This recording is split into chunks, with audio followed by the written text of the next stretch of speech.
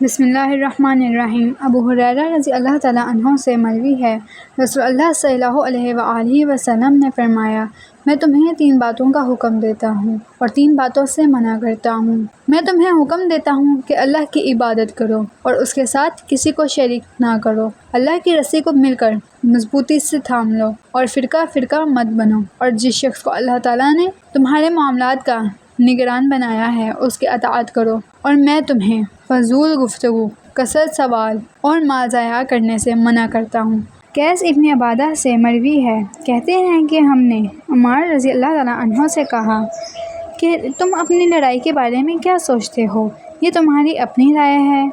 اگر رائے ہے تو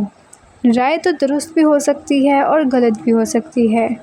یا کوئی وعدہ ہے جو رسول اللہ صلی اللہ علیہ وآلہ وسلم نے آپ سے کیا ہے؟ انہوں نے کہا، رسول اللہ صلی اللہ علیہ وآلہ وسلم نے جو عہد لوگوں سے نہیں لیا وہ ہم سے بھی نہیں لیا۔ اور رسول اللہ صلی اللہ علیہ وآلہ وسلم نے فرمایا، میری امت میں 12 منافق ہوں گے جو نہ تو جنت میں داخل ہو سکیں گے اور نہ ہی جنت کی خوشبو سونگھ سکیں گے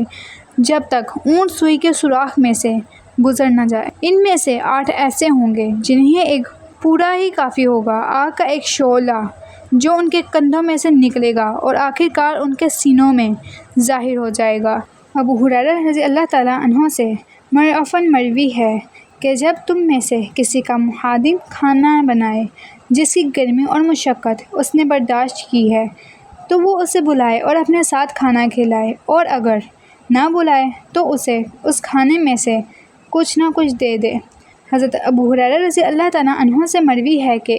نبی پاک صلی اللہ علیہ وآلہ وسلم نے فرمایا، جو شخص خود کو نیزہ مار کر ہلاک کرتا ہے وہ جہنم میں بھی خود کو نیزہ مارتا رہے گا، اور جو خود کو گرا کر ہلاک کرتا ہے وہ جہنم میں بھی اپنے آپ کو گراتا رہے گا، اور جو شخص خود کو گلا گھونٹ کر ہلاک کرتا ہے وہ جہنم میں بھی اپنا گلا گھونٹتا رہے گا۔ حضرت انس رضی اللہ تعالیٰ عنہ سے مروی ہے کہ رسول اللہ صلی اللہ علیہ وآلہ وسلم نے فرمایا،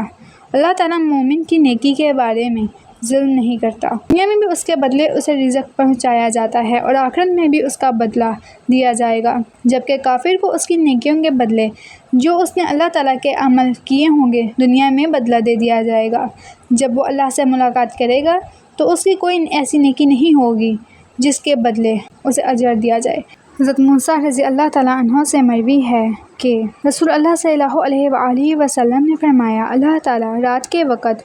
اپنا ہاتھ کشادہ کرتا ہے تاکہ دن کا گنہگار توبہ کر لے، اور دن کو اپنا ہاتھ کھولتا ہے تاکہ رات کا گنہگار توبہ کر لے۔ یہ اس وقت تک ہوتا رہے گا جب تک سورج مشرق سے طلوع نہ ہو جائے۔ حضرت ابو ہریرہ رضی اللہ تعالیٰ عنہ سے مروی ہے کہ رسول اللہ صلی اللہ علیہ وآلہ وسلم سے سوال کیا گیا کہ کون سا عمل افضل ہے، تو آپ صلی اللہ علیہ وآلہ وسلم نے فرمایا کہ تم اپنے مومن بھائی کو خوشی پہنچاؤ، یا اس کا قرض ادا کرو، یا اسے کھانا کھلاؤ۔ اگر آپ کو میری ویڈیو اچھی لگی تو ویڈیو کو لائک اور چینل کو سبسکرائب کریں۔